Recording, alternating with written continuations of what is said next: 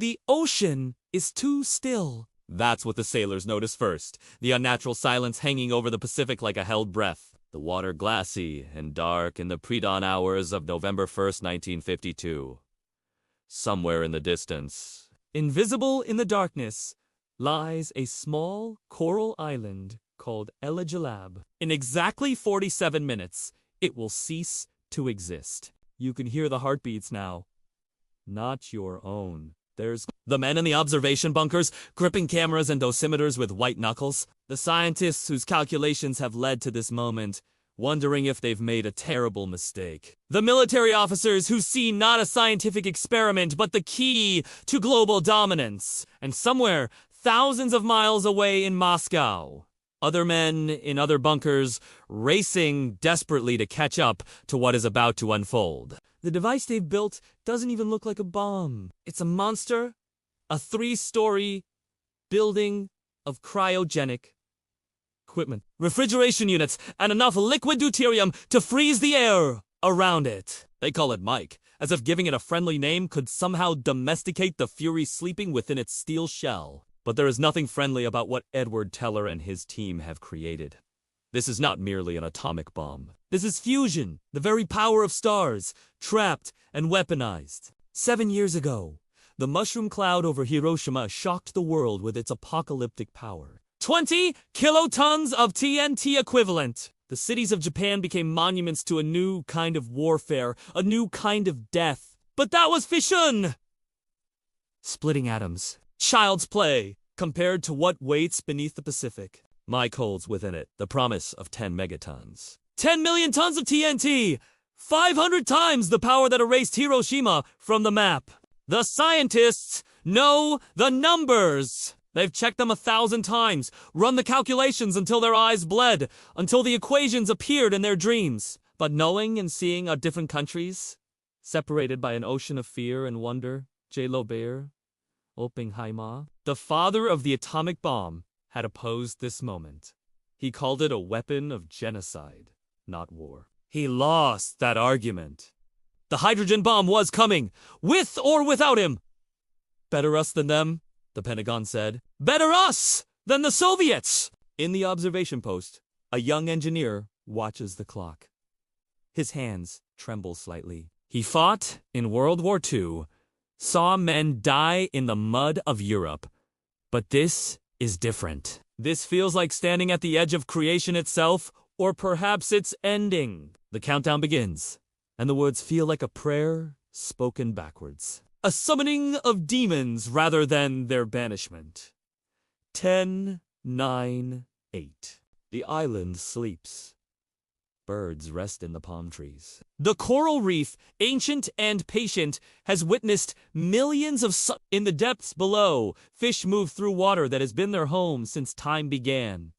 7, 6. Somewhere in the device, the trigger fires. Fission begins an atomic bomb within a hydrogen bomb. Heat beyond comprehension. The temperature inside Mike's core climbs past 100 million degrees. Deuterium atoms, forced together by unimaginable pressure and heat, begin to fuse. 4, 3, 2. In that last second, do the men in the bunkers think of their children? Their wives? The world they're about to change forever? Do they pray? Do they doubt? 1. The flash comes first. Not light, but something beyond light. A brilliance that burns through closed eyelids. Through the thick glass of observation ports. Through 30 miles of atmosphere. Men in the bunkers scream and cover their faces, but the light finds them anyway. For an instant, it is as if the sun itself has descended to touch the ocean. Then, the fireball. It rises like a living thing, a sphere of plasma 3 miles wide, hotter than the core of the sun. El-Jalab Island simply vanishes, not destroyed, not obliterated, but erased at the atomic level, converted to vapor and light. 80 million tons of rock and coral, millions of years of geological history gone in less than a second. Where an island once stood, there is now only a crater in the ocean floor. 6,240 feet across and 164 feet deep. The mushroom cloud climbs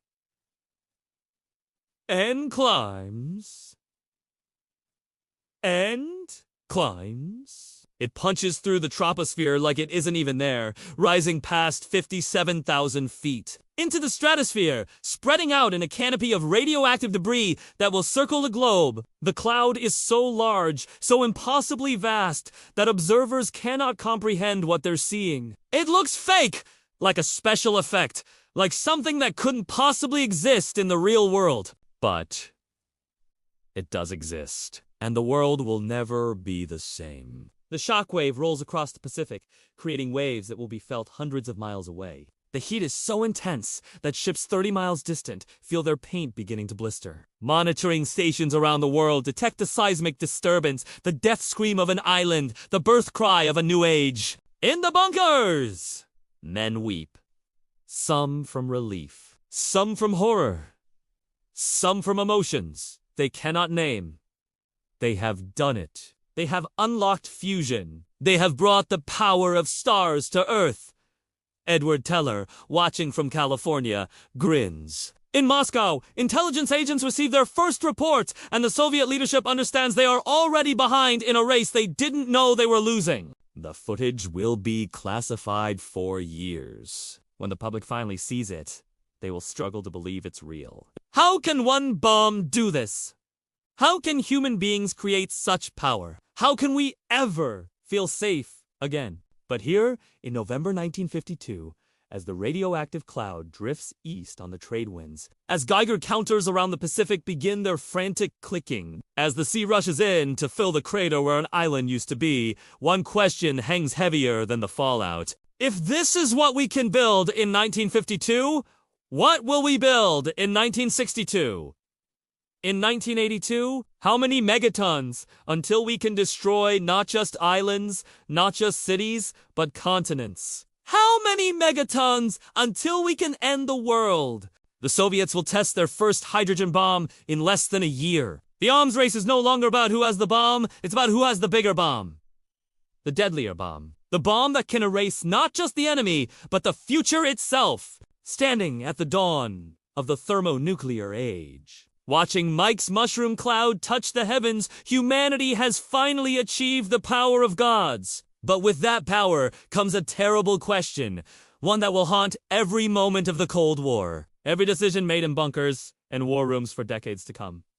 Just because we can destroy everything, should we? The answer arrives in Moscow before the radioactive dust settles over the Pacific. Stalin receives the report in his dacha late at night. When the world outside is frozen and silent, he reads it once. Twice. His jaw tightens. The Americans have done more than test a bomb. They've opened a door that can never be closed. He calls for Lavrentiy Beria, the man who runs the Soviet atomic program with an iron fist and a network of spies that reaches into every laboratory in the West. The conversation is brief. Stalin speaks only 4 words, but they echo through history like a gunshot. We must catch up. In the months that follow, the Soviet scientific complex becomes a prison of urgency. Andrei Sakharov, a brilliant physicist still in his 20s, works 18-hour days in a closed city that doesn't exist on any map.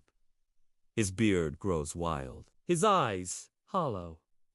He barely sees his wife and children. The calculations consume him: hydrogen isotopes, compression ratios, yield predictions. Sometimes, late at night, he pauses and stares at his hands, wondering what he's building. But the fear of falling behind drives him forward. In this race, second place means annihilation. The Soviet device, when it finally takes shape in the summer of 1953, is crude compared to Mike. But it has one crucial advantage.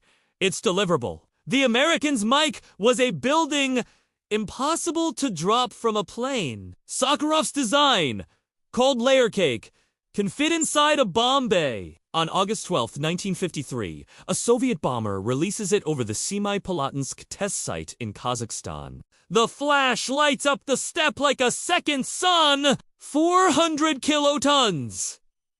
Not as powerful as Mike, but enough. More than enough. The message is clear. America no longer has a monopoly on thermonuclear destruction. The balance of terror is now truly balanced. In Los Alamos, Edward Teller reads the intelligence reports and feels his stomach drop. 9 months. The Soviets closed a gap that should have taken years in 9 months. He pushes 4 more tests, bigger bombs, better designs. He becomes obsessed, driven by a fear so primal it borders on madness, the fear of being second, of losing, of watching his adopted homeland burn because they weren't ruthless enough to stay ahead. But not everyone shares his enthusiasm. J. Robert Oppenheimer, once the golden boy of American physics, now finds himself increasingly isolated. He speaks at universities, warning of the dangers of the arms race. He writes articles calling for international control of nuclear weapons. He argues in closed meetings that hydrogen bombs are not weapons of war but instruments of genocide. The military doesn't want to hear it. The politicians don't want to hear it. And Teller, his former colleague, his old friend, certainly doesn't want to hear it. The betrayal comes in quiet rooms, in whispered conversations, in testimony given behind closed doors. Teller sits before the security board investigating Oppenheimer's loyalty and says the words that will haunt him for the rest of his life. I would feel personally more secure if public matters would rest in other hands. It's not quite an accusation of treason, but it doesn't need to be. The implication is enough. Oppenheimer's security clearance is revoked in 1954. The father of the atomic bomb is cast out, exiled from the very weapons program he created. He retreats to Princeton. 2 quiet rooms full of books, 2 theoretical physics that can hurt no one. Sometimes students find him standing at the window, staring at nothing. They don't know that he's seeing Hiroshima. Nagasaki? The fireball over Eli. They don't know that he recites poetry in his headlines from the Bhagavad Gita that he quoted once before. Now I am become death, the destroyer of worlds. But the world isn't waiting for Oppenheimer's conscience to settle. The tests continue. They multiply. The bombs grow larger, more efficient, more terrible. And on March 1st, 1954, on a coral atoll called Bikini, the United States prepares to test Castle Bravo, a device so powerful that the scientists themselves aren't entirely sure what will happen. The predictions say 15 megatons, maybe less. The containment calculations are based on that number. The safety zones are drawn accordingly. A Japanese fishing boat, the Daigo Fukuri Maru, Lucky Dragon number 5, sits just outside the danger area, 80 miles from the blast site. 23 fishermen are hauling in their nets, watching the horizon, unaware that they're about to become footnotes in the history of the nuclear age. The countdown reaches 0 at 6:45 a.m. local time. The weapon detonates. Something goes wrong. Or perhaps something goes to right. The bomb doesn't yield 15 megatons. It yields 15 megatons. It yields 15,000. The fireball expands faster than anyone predicted, hotter than anyone calculated. The mushroom cloud punches into the stratosphere with such violence that it creates its own weather systems.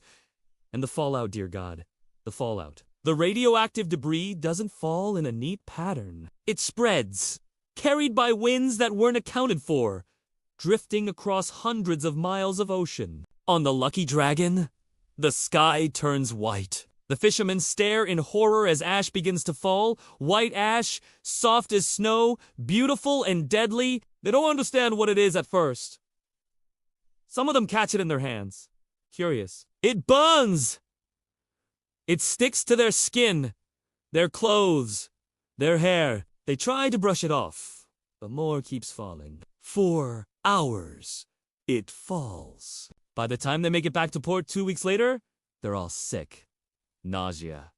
Hair loss. Strange burns that won't heal! The youngest among them, Radio Operato Aikichi Kuboyama, dies 6 months later. His last words are simple, haunting. I pray that I am the last victim of an atomic or hydrogen bomb. But he isn't. He can't be. Because Castle Bravo's fallout doesn't stop at the Lucky Dragon. It spreads across the Marshall Islands, contaminating villages, poisoning water supplies, settling into the soil where it will remain for generations. The Marshallese people, already displaced by previous tests, watch their homeland become uninhabitable.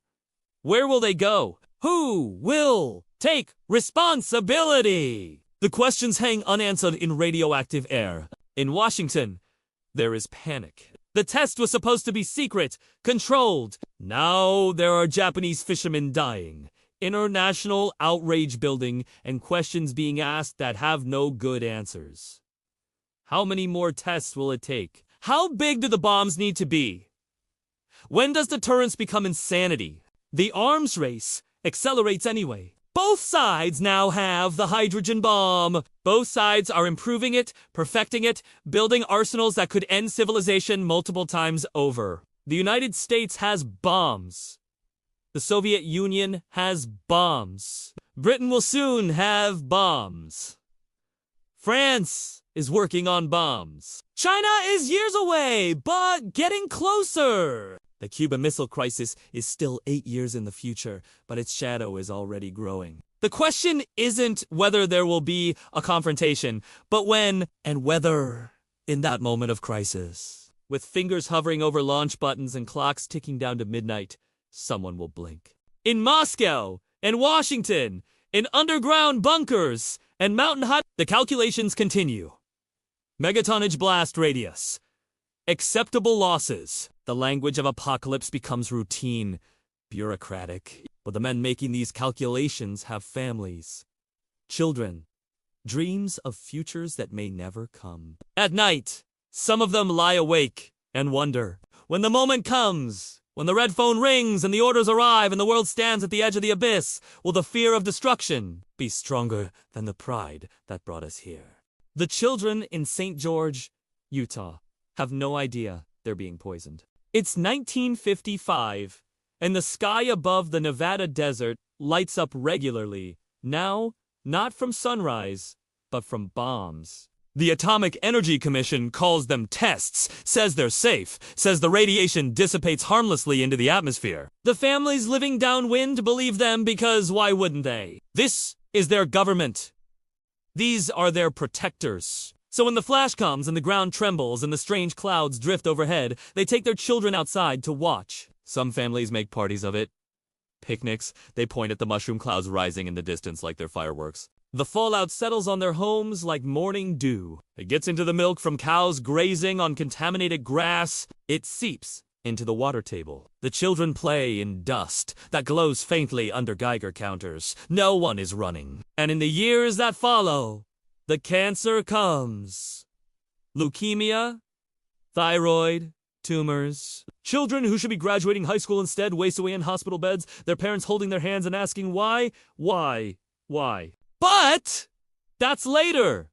Right now, in 1955, the tests continue because stopping would mean admitting vulnerability. The military calls it deterrence. Edward Teller calls it survival. But a growing chorus is beginning to call it something else. Madness. Linus Pauling hears about the Lucky Dragon, about the Marshallese villagers, about the whispered reports from Nevada, and something inside him breaks. He's a chemist, no better. Laureato, a man who understands what radiation does to living tissue at the molecular level. He knows what strontium-90 does when it mimics calcium and settles into growing bones. He knows about cesium-137 and iodine-1031 and all the invisible murders written in the periodic table. He starts speaking out, writing, organizing. In 1957, he presents a petition to the United Nations signed by over 11,000 scientists from around the world, demanding an end to nuclear testing. The establishment turns on him like wolves. The FBI opens a file. His passport is confiscated. He's called a communist sympathizer, a Soviet dupe, a traitor. But he doesn't stop. He can't stop. Because late at night, he sees the faces of those Japanese fishermen, those Marshallese children, those Nevada families, and he knows that silence is its own kind of genocide. Women organize protests outside testing sites, their signs reading "Ban the bomb" in letters that tremble with fury and fear. And in the corridors of power, something unexpected happens. The men who built the bombs begin to doubt. Andrei Sakharov sits in his office in the secret city where Soviet nuclear weapons are designed, and reads reports about the environmental damage from testing. The permafrost is melting! The reindeer herds are dying! Indigenous peoples in Siberia are developing strange illnesses! He thinks about his daughter, about the world she inherit. And for the first time, the equations on his chalkboard look less like salvation and more like a curse. He writes a letter to Nikita Khrushchev, arguing for a test ban. It's cautious, careful, wrapped in the language of strategic advantage rather than morality. But between the lines, the real message is clear.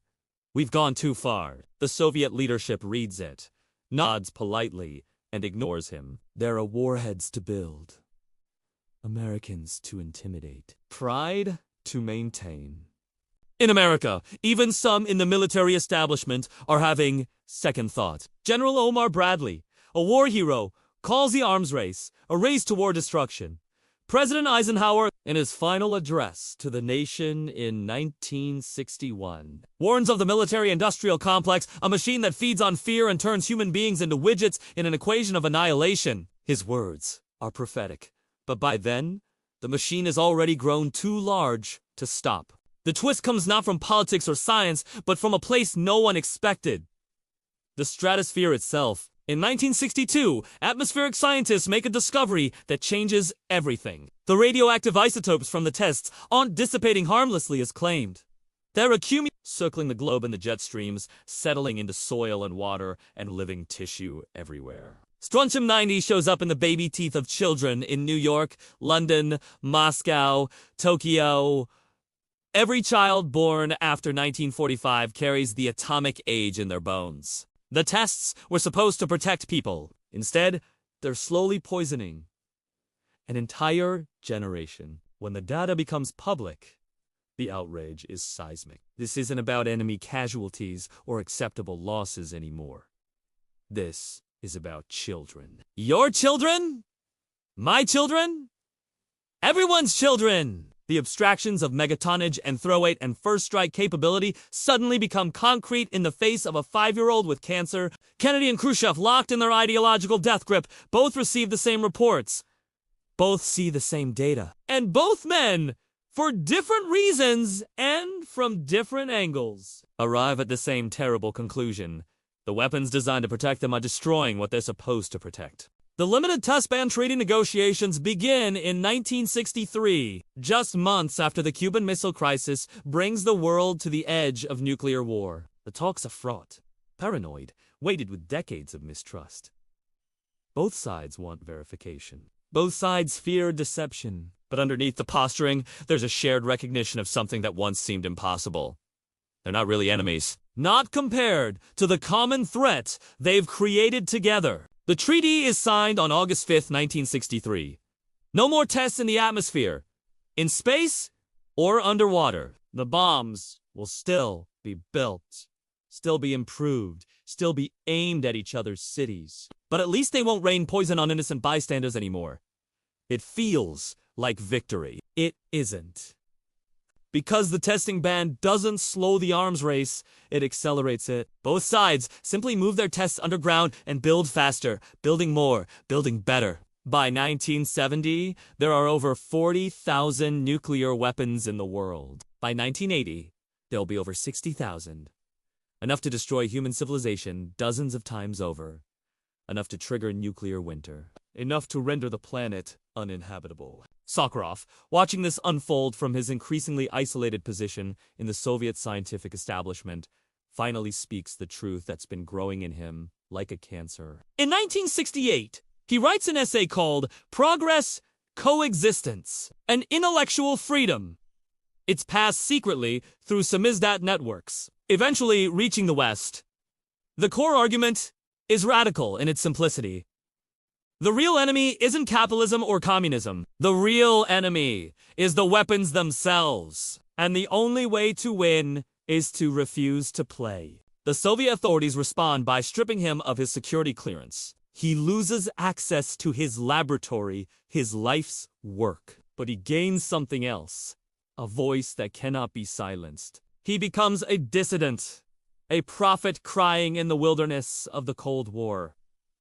And slowly, painfully, people begin to listen. The ground shifts, not in one dramatic moment, but in 1,000 small ones. Scientists refusing to work on weapons projects. Soldiers questioning orders. Citizens demanding accountability. The mythology of the hydrogen bomb that it made us safer, stronger, more secure begins to crack. And in that crack, a terrible question takes root. What if everything we believed about deterrence and mutually assured destruction and peace through strength was wrong? What if the bombs that were supposed to save us are the very thing that will destroy us? What if we've been aiming at the wrong enemy all along? The red phone rings at 3:42 a.m. on September 26, 1983. Stanislav Petrov is 44 years old, a lieutenant colonel in the Soviet Air Defense Forces, and he has exactly 4 minutes to decide whether humanity will see another sunrise. He sits in a bunker beneath Moscow, surrounded by computer screens that are supposed to tell him the truth. Right now, they're telling him that 5 American nuclear missiles have been launched toward the Soviet Union. 4 minutes to verify. 4 minutes to report up the chain of command. 4 minutes before the protocol demands retaliation, before Soviet missiles rise from their silos and turn the world into ash. His hand hovers over the phone. The red phone. The one that connects directly to the Kremlin, to the men who will give the order that ends everything. The room is silent, except for the alarm klaxons and his own heartbeat thundering in his ears. His subordinates are looking at him, waiting. The protocols are clear. The computers don't lie. Except Petrov knows something the computers don't. He knows that a first strike would involve hundreds of missiles, not 5. He knows that the satellites are new, potentially unreliable. He knows that if he makes the call, if the missiles launch, millions of people will die, even if he's right. And if he's wrong, if this is a false alarm, millions will die for nothing. He tells his superiors it's a malfunction. He waits. The 4 minutes pass in geological time. Then 10 minutes, 20. No missiles appear on the horizon. No American warheads detonate over Soviet cities. The computers were wrong. A satellite had mistaken sunlight reflecting off clouds for rocket exhaust. Petrov has just saved the world, and almost no one will ever know. He receives no medal, no recognition. In fact, he's quietly reprimanded for incomplete paperwork during the incident. He retires early, lives in a small apartment, survives on a pension that barely covers his rent. The weight of that night stays with him forever. The knowledge that he held the fate of billions in his hands and chose to trust his instincts over his orders. He is not alone in carrying this burden. Across the Atlantic, across the ideological divide, other men face similar moments. In 1979, a training tape accidentally loads into NORAD's early warning system showing a full-scale Soviet attack. For 6 minutes, B-52 bombers start their engines. Nuclear submarines receive preliminary launch orders. The president is seconds away from being notified when someone realizes the mistake. In 1980, a defective computer chip costs 46 cents and nearly triggers World War III. In 1983, NATO conducts a military exercise called Able Archer that simulates the outbreak of nuclear war. The Soviets, paranoid and afraid, nearly mistake it for the real thing.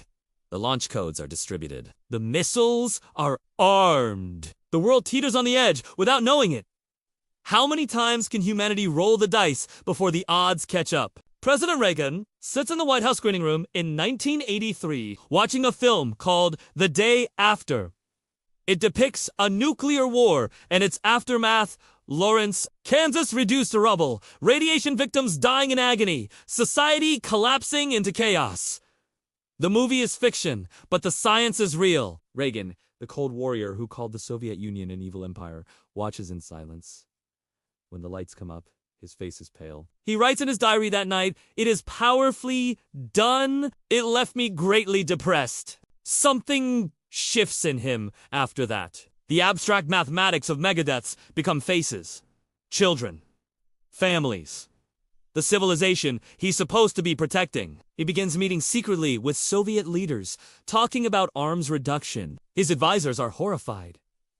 His supporters feel betrayed. But Reagan has seen the future that the hydrogen bomb promises, and he wants no part of it. In Moscow, Mikhail Gorbachev rises to power in 1985 with similar doubts. He's read the classified reports about Chernobyl, about how close they came to losing an entire region of the Soviet Union to a single reactor failure. He understands that nuclear weapons are 1,000 times worse. He meets with Reagan in Reykjavik in 1986, and in a moment that shocks the world, they nearly agree to eliminate all nuclear weapons. Nearly. The deal falls apart over Reagan's Star Wars program, over verification protocols, over the accumulated distrust of 40 years.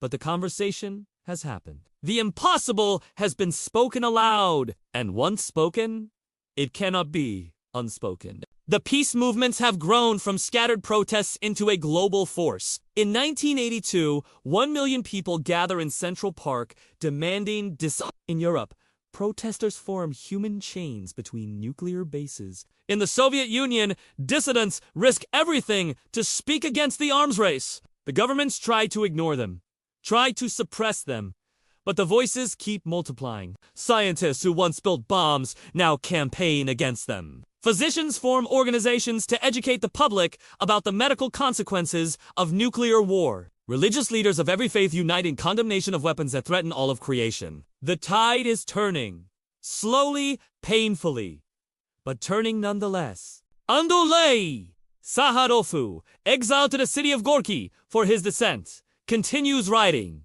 His apartment is bugged. His phone is tapped. The KGB follows him everywhere, but his words slip through the cracks, reaching the West, inspiring others. In 1986, Gorbachev calls him personally and invites him back to Moscow. The dissident becomes the prophet. His message has finally been heard. But the weapons remain. Tens of thousands of them, sitting in silos and submarines and aircraft, waiting. The treaties reduce numbers slightly, but slowly. Start to, each chipping away at the arsenals. But even reduced, the numbers are apocalyptic. The United States and Soviet Union still possess enough firepower to destroy each other and everyone else, many times over. The psychological toll on those who maintain the weapons is immense. Launch officers sit in underground bunkers, keys around their necks, practicing the procedures that would end the world. Some crack under the pressure. Some drink. Some find religion. All of them live with the knowledge that they might one day receive an order they cannot refuse. An order that makes them mass murderers by protocol. In 1989, the Berlin Wall falls, not because of bombs or invasions, but because people simply stop believing in the divisions. The Cold War, that great ideological struggle that justified decades of nuclear buildup, ends not with a bang, but with hammers and chisels and crowds of people tearing down concrete. The Soviet Union itself collapses in 1991. The empire that Stalin built, that Khrushchev defended, that Brezhnev expanded, simply ceases to exist. The rivalry that drove the arms race, that justified Mike and Castle Bravo and 60,000 warheads, evaporates like morning mist. And the bombs, the hydrogen bombs that were supposed to protect against eternal enemies, they remain.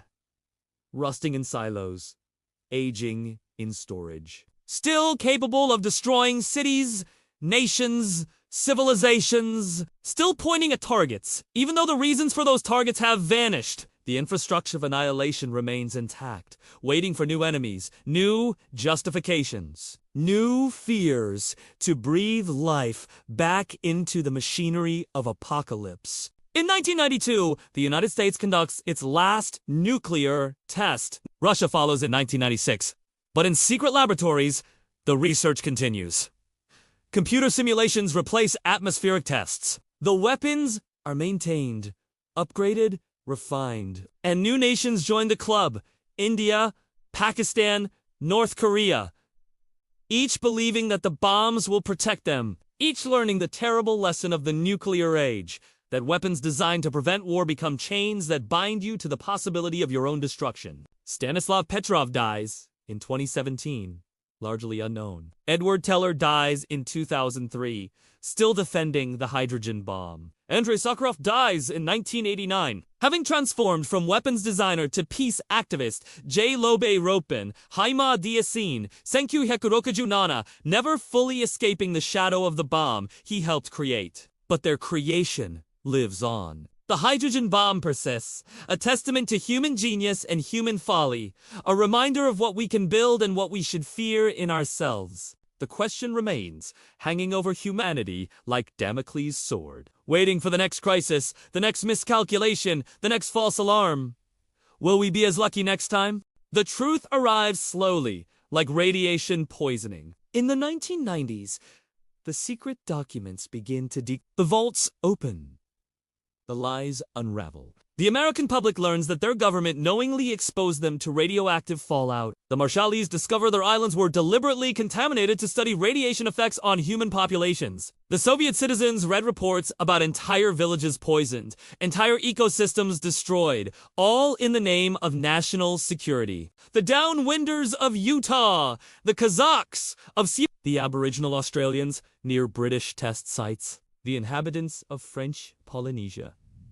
They were not collateral damage. They were test subjects. Guinea pigs in an experiment no one consented to. Mary Dixon grows up in Salt Lake City in the 1950s, playing in the radioactive dust. By the time she's an adult, she has thyroid cancer. So does her brother. So does her sister. So do dozens of her childhood friends. The government denies responsibility for decades. Claims there's no connection. But the cancer clusters don't lie. The statistics scream the truth. In Kazakhstan, the numbers are worse. Nearly 500,000 people exposed. Birth defects that persist for generations. Cancer rates 5 times the national average. Entire families erased by diseases that have no cure. The Soviet government kept it secret for 50 years. When the truth finally emerges, no one is left to hold accountable. The perpetrators are dead. The victims remain. The Marshall Islands file lawsuits. They lose sovereign immunity. Political complications. The price of strategic interests. The islanders receive compensation so small it's insulting, a few $1,000s for losing their homeland forever. Some islands remain too radioactive to inhabit even now, 70 years later. The half-life of plutonium-239 is 24,000 years. The Marshallese will be refugees for longer than human civilization has existed. This is what the hydrogen bomb really did. Not deterrence. Not victory. Not security. Exile. Cancer. Lies. In 2007, a group of physicists publishes a study showing that even a limited nuclear exchange, say, between India and Pakistan, would create enough smoke to block out the sun. Global temperatures would drop. Crops would fail. 2 billion people would face starvation. The bombs don't even have to hit you to kill you. The environmental consequences alone would be catastrophic. We built weapons to protect civilization and created the means to destroy it through climate catastrophe. The irony would be funny if it weren't so terrifying. The close calls continue into the 21st century. In 2010, the US loses contact with 50 nuclear missiles for nearly an hour. In 2013, a Russian early warning system malfunctions again. In 2018, a false alarm in Hawaii sends 1 million people scrambling for shelter that doesn't exist. Ballistic missile threat inbound to Hawaii. Seek immediate shelter. This is not a drill, except it is a drill. A mistake. Someone pushed the wrong button. But for 38 minutes, parents hold their children and wait for the end. Some write goodbye messages. Some pray. Some just sit in silence, accepting the inevitable. When the all clear comes, the relief is overwhelming, but also horrifying. Because it reveals a truth we try not to think about. We live every day under the shadow of weapons that could be launched by accident, by miscalculation, by madness. 9 nations now possess nuclear weapons! The club keeps growing. North Korea conducts tests. Iran inches closer. Saudi Arabia explores options! Each new member makes the mathematics of catastrophe more complex. The probability of use more likely. The weapons are aging. The silos are decaying. The command and control systems run on computers from the 1970s. In some US launch facilities, they still use 8-inch floppy disks. The infrastructure of apocalypse is held together with rust and prayer and the hope that nothing critical fails at the wrong moment. But hope is not a strategy. And time is not on our side! The scientists who built the first hydrogen bomb are gone now. Teller died, defending his creation to the end. Oppenheimer died, haunted by his Sakharov. Died still fighting for but their legacy remains. Encoded in warheads and delivery systems and targeting computers that wait patiently for their moment. We tell ourselves stories to live with this. We say the weapons prevent war. We call it deterrence, as if giving it a name makes it rational. We convince ourselves that the people in charge would never use them, that the safeguards are sufficient, that we've learned from the past. But we haven't learned. We've forgotten. The new generation knows the hydrogen bomb only as history. They didn't live through the Cuban Missile Crisis. They didn't practice Duke-and-cover drills. They didn't watch Mike's fireball rise over the Pacific and understand with primal certainty that humanity had unlocked something that should have stayed locked forever. So the danger fades into background noise. The weapons become abstract. The threat becomes theoretical. And in that complacency lies the greatest danger of all. Because the bombs are still there. Still operational. Still pointed. Still waiting. 12,000 nuclear weapons remain in the world. Many on high alert. Ready to launch within minutes. The President of the United States carries launch codes at all times. So does the President of Russia. One decision, made in anger or fear or confusion, and millions die. We've built a system where annihilation is always one mistake away. Where the wrong person in the wrong place at the wrong time can trigger a cascade of fire that consumes everything. Where machines make recommendations and humans have seconds to decide whether to trust them. This is the true legacy of November 1st, 1952. Not the triumph of science or the victory of American ingenuity, but the institutionalization of extinction, the normalization of apocalypse, the acceptance that living under the threat of total annihilation is the price of modern civilization. We could disarm. The weapons could be dismantled. The uranium could be downblended. The plutonium could be disposed of. It would take decades, cost billions, require unprecedented cooperation. But it could be done. It won't be done. Not soon. Maybe not ever. Because the hydrogen bomb has become more than a weapon. It's become a symbol of power, of prestige, of sovereignty. Nations that possess them feel secure. Nations that don't feel vulnerable. And in that dynamic lies a trap with no exit. So we continue forward, generation after generation, carrying the weight of weapons we cannot use, but cannot abandon. Living in the shadow of mushroom clouds that haven't risen yet, but could. Trusting that luck and wisdom and institutional safeguards will continue to save us from ourselves. The dawn that broke over Elyu's lab in 1952 never truly ended. We still live in that flash of light, that moment of terrible realization. The hydrogen bomb didn't just change geopolitics, it changed the human condition. It made us a species capable of our own extinction. It transformed every moment of every day into borrowed time. And 73 years later, we still don't know what to do with that knowledge, except carry it forward into an uncertain future and irrationally hope that the dawn of the thermonuclear age won't be followed by an endless night. There is a crater in the Pacific Ocean where an island used to be. Fish swim through it now, oblivious to the history written in its contours. Coral grows slowly along its edges, patient and persistent, reclaiming what was taken. The water is clear and blue, and gives no indication that this was once ground zero for a star brought to Earth.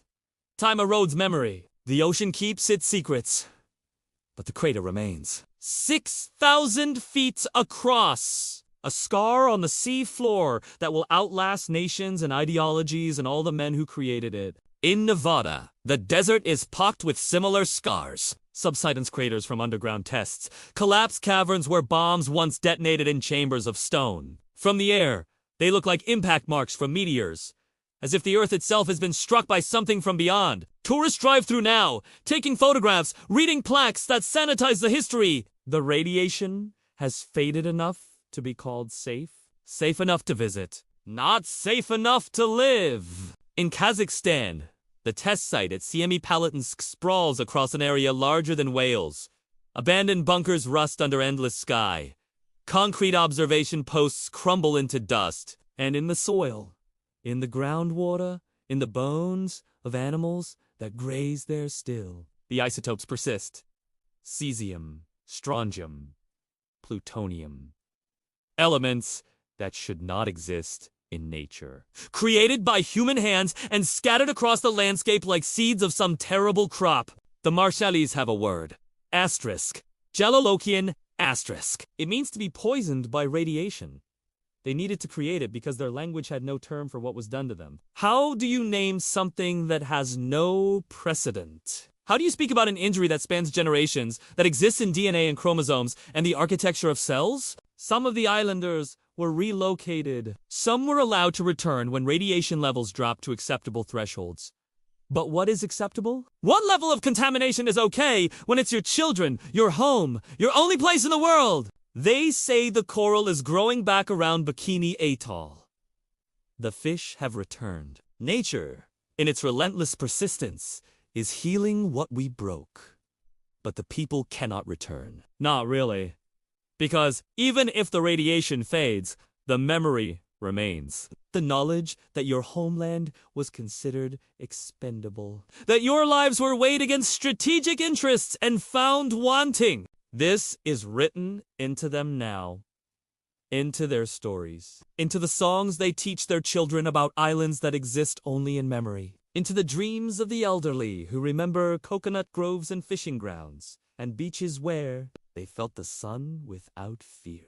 In museums around the world, pieces of the hydrogen bomb's history are preserved behind glass. Geiger counters from the test sites. Fragments of equipment. Photographs of mushroom clouds. Visitors walk through these exhibits, reading plaques, taking pictures, moving on to the next display. The horror has been domesticated, turned into education, made palatable for school field trips. But sometimes, late at night, when the museums are empty, the security guards say they can feel it, a heaviness in the air around certain exhibits. A coldness that has nothing to do with temperature. The weight of what these objects represent, pressing down through time, refusing to be forgotten. Oppenheimer's name is on schools now.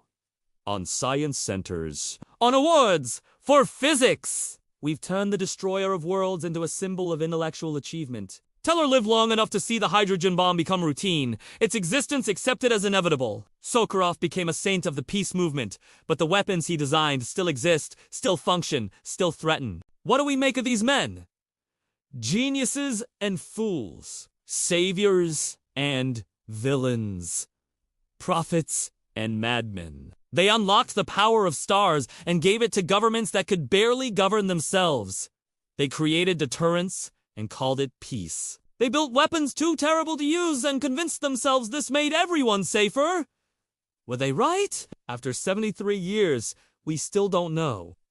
The weapons haven't been used since Nagasaki. No city has been vaporized. No nation has launched the final strike. Deterrence, it seems, has worked. But at what cost? We've lived under the shadow of extinction for 3 generations now. Children have grown up knowing that everything could end tomorrow. The human psyche has been warped by the constant proximity to apocalypse. By the knowledge that our fate rests in the hands of strangers making decisions in bunkers and situation rooms. Is this peace? Or is it merely the absence of war, sustained by terror rather than trust? And how long can such a system last before something breaks, before luck runs out, before the wrong person makes the wrong decision at the wrong time? In Los Alamos, where the first atomic bombs were designed, the laboratory continues its work. The scientists there are younger now, born long after Trinity and Hiroshima. They work on stockpile stewardship, on maintaining weapons that age like wine, on ensuring that bombs built in the 1980s still function in the 2020s. They use supercomputers to simulate what can no longer be tested in the atmosphere. Do they think about Oppenheimer? About the moment when theory became reality and the world changed forever? Or has it become just another job, just another problem to solve, divorced from the existential weight of what they're maintaining? Perhaps that's the most terrifying thing. Not that we built the hydrogen bomb, but that we've normalized it. That weapons capable of ending civilization have become bureaucratic concerns, budget line items, career paths for physicists and engineers. That the apocalypse has become ordinary. The youngest survivors of Hiroshima and Nagasaki are in their 80s now. Soon, there will be no one left who remembers what nuclear weapons actually do to cities, to bodies, to lives. The knowledge will become abstract again. Academic, reduced to photographs and statistics that fail to capture the reality of skin melting and shadows burned into stone and silences where cities used to hum. And without that visceral memory, what stops the next generation from using them? What keeps the deterrence intact when no one remembers what they're being deterred from? In 2045, it will be 100 years since Hiroshima. 200 years since then will be 2145. Will humanity still exist then? Will we have finally dismantled the weapons? Or will we have learned to live forever under their shadow? Or will there be no one left to ask these questions? Only silence and radiation and the slow, patient work of nature reclaiming what we destroyed. The hydrogen bomb was supposed to end wars. Instead, it ended certainty. It ended the assumption that tomorrow would come. It ended the innocence of science, the belief that knowledge was inherently good. It ended the era when humans could make mistakes without risking everything. November 1st, 1952. The moment when a coral island became plasma. The moment when the sky caught fire. The moment when we proved we could harness the power of stars and turn that power toward destruction. That moment never really ended. It echoes forward through time, through every near miss and false alarm. Through every treaty and every test, through every child born into a world where annihilation is always possible. The flash over Elysium is still fading. The mushroom cloud is still rising. We are still living in that dawn. Perhaps someday we'll look back and see the hydrogen bomb as humanity's adolescence, the moment when we gained terrible power without the wisdom to use it, when we nearly destroyed ourselves in our arrogance and fear. Perhaps we'll survive long enough to dismantle them all, to choose survival over pride, cooperation over competition. Or perhaps we'll prove that intelligence and wisdom are not the same thing. That a species clever enough to split atoms and fuse nuclei is not necessarily wise enough to control what it creates. The crater in the Pacific remains silent witness to what we can do, silent warning of what we might do again. The question is not whether we can build weapons that end the world. We've answered that. The question is whether we can build a world that doesn't need them. And whether we'll answer that question before the weapons answer it for us?